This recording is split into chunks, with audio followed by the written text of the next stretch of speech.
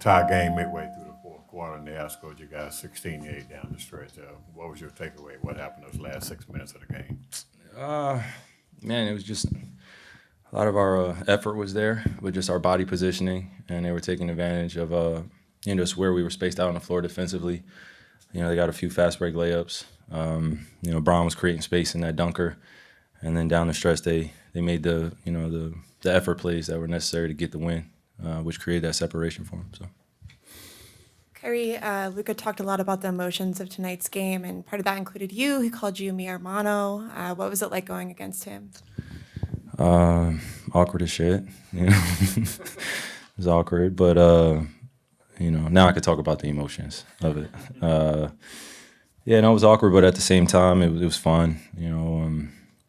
We got a chance to, feel like we were in practice all over again, going at each other. That was a good reflection point. And then just, seeing the crowd cheer for him and just get him going and see him make some of the tough shots that I've seen him make thousands of times. That's probably made it even more awkward. But, it was fun. It was fun competing. A lot of high-level basketball players out there, a lot of high-level plays, high IQ plays. It's what you want to be a part of as a competitor. And you could tell J.J. Redick was trying to prepare the guys emotionally, especially Luka, and I feel like he handled himself well. It was a good show out in LA against two good teams. Yeah, it was good, Kai. First off, got to give you your credit. I mean, shoot, even before I started the media company, been to several of your games, and you hoop every single time. Never once question if you give it your all, and you do that every single time. But thank you. Want to talk to you, bro. You scored a lot of your buckets in only 3 dribbles or less. Like, I had to ask you because, in this time, kids feel like they got to take a million dribbles to get to their spots. But you, even with all the creativity, you took 3 dribbles or less to score. If you look at it, it's only like 1 bucket where you took more. Yeah. So, for you, how important is that, doing that? It's very important.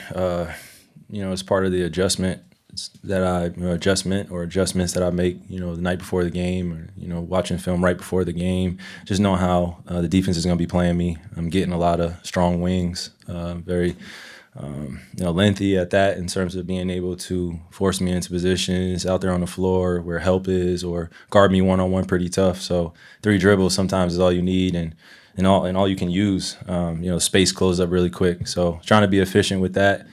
And, if I take more than 3 dribbles, that double team comes pretty fast. So I got to get the ball either out of my hands or go try to make a play. And that's what I was trying to do tonight. A few of them were successful, a few of them weren't. But, I just take it to the bank of my memory. I take it to my memory bank, just being able to adjust moving forward and seeing how guys are going to play against me.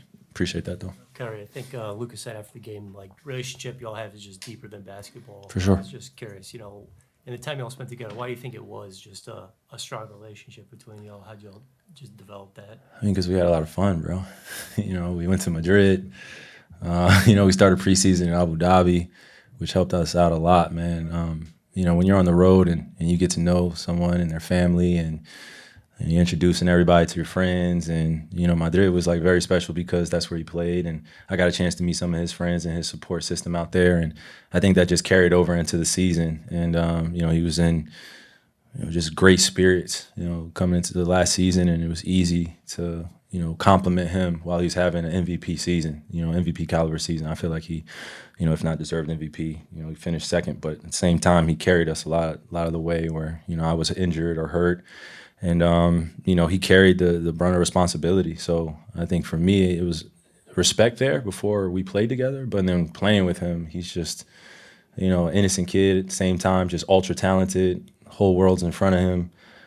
You want to protect people like that, too, because I feel like sometimes people come at him crazy, which is unnecessary, and he responds in his own way. But he's not from America. He's not used to the degenerative culture here, at times, especially when the narrative starts spinning.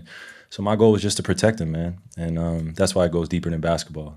Been out a few times where just our families have connected, and, this is one of those lifetime things for me. I think he feels the same way. If he doesn't, I'll put him in a headlock.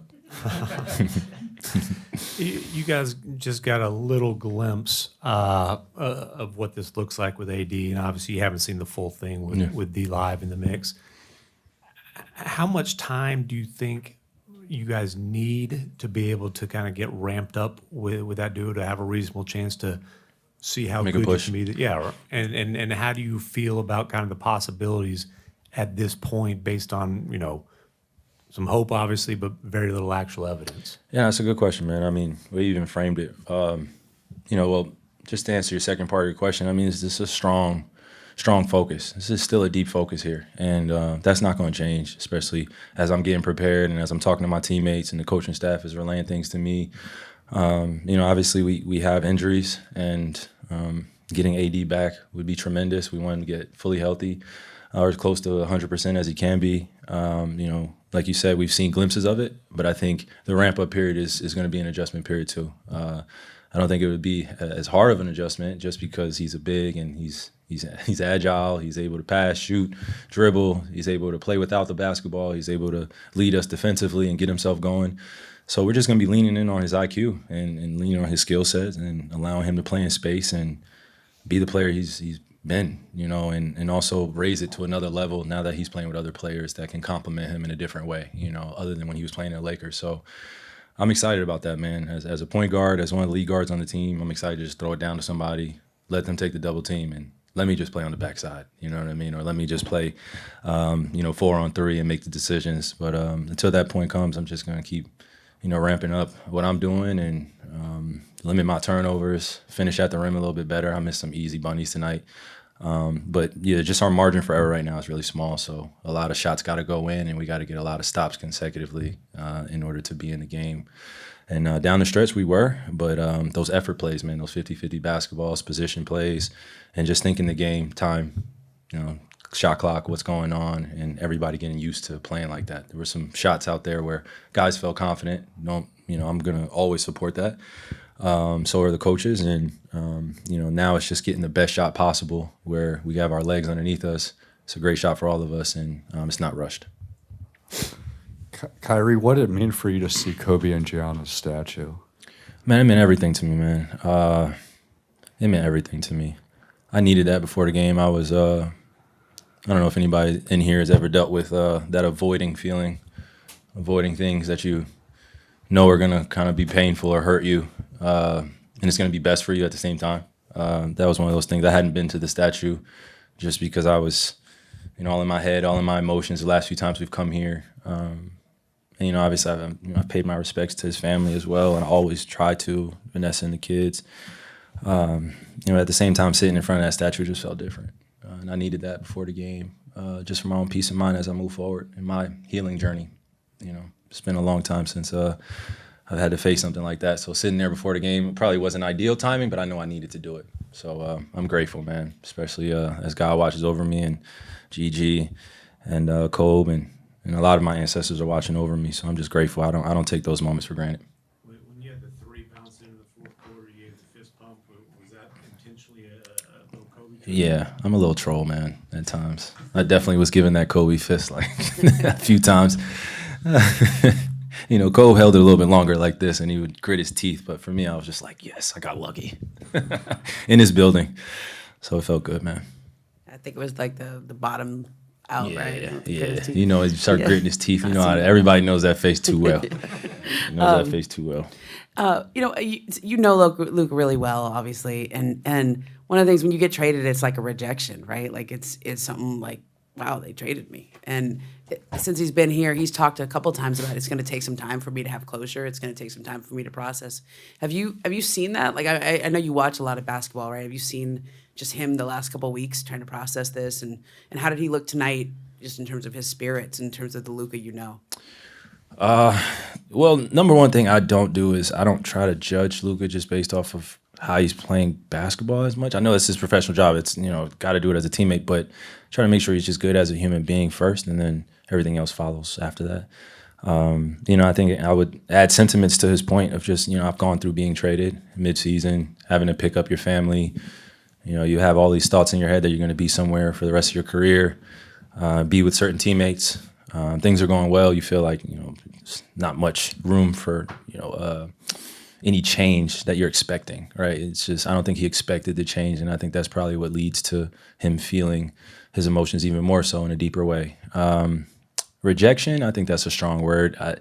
Some people would use other, other words to describe it, but sometimes it can feel like that, and you got to go through, your process of grieving, I just think sometimes grieving in the NBA circles right now in basketball is not like a word we use, because like, just be tough, bro. Like, you go out there and play. You're playing for the Lakers, you're playing for the Mavs. Like, just pick it up, and everybody just expects you to turn over the next page and get over it. The reality is, man, we're human too. We've said it plenty of times, but he's still a young kid. We come in here at young ages. Some of us are emotionally mature. Some of us are not. Some of us have a good handle on what our responsibility is when we come in the league. Some of us do not. It requires development in that area as a human being. Basketball is not going to fix it. No matter if you score 40, 30, it's not going to hide your deficiencies or weaknesses, and we all have them. So I'm just saying, as a protective big brother, I was just looking at him from afar, sending him texts, making sure he's good. And when I saw him, I expected him to be over the next, that hill, as we like to call it, right? Just getting over that rejection or getting over the anger. Sometimes it could lead to hatred. Sometimes it could lead to uncertainty. So I'm just proud of him, the way he's just gone out there and played, and kept his family close, kept his friends close, know exactly who's in his corner. And he's got to, deal with the LA media. I don't have to deal with that. I don't have to deal with that. I'm in Dallas. I'm safely kept now. So, he has to deal with this LA media. I don't know what it's like here. What was today like? What was today like in that journey of closure and stuff? You said the journey of closure? Yeah, like what in terms of turning. No, it was a good step. Good step. Just steps every day. Steps every day. Again, he's human. He's gonna sometimes tell you guys how he's feeling. Sometimes he's not. Sometimes he's gonna pretend like he doesn't speak English, and sometimes he's not. He's gonna tell you how he feels. So you guys got to get used to him, man. I'm used to it already. Love the guy. Kyle, you play with both Luka and LeBron. How did you kind of see their IQs working and meshing together out there? Oh man, high level, man, and you can just see the nonverbal communication that goes on. And then you see them kind of figuring out their roles of when to press and when to be aggressive.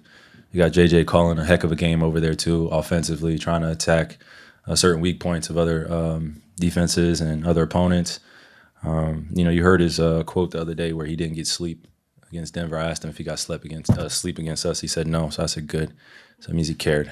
He cared, and he put us, at the top of the list of like contenders in this league. You got to play hard against us. You got to adjust. You got to have adjustments. So it was exciting to be a part of this, but now you kind of take this one to the bank and get ready for when we see them in Dallas. Thanks, everyone. All right, got you guys.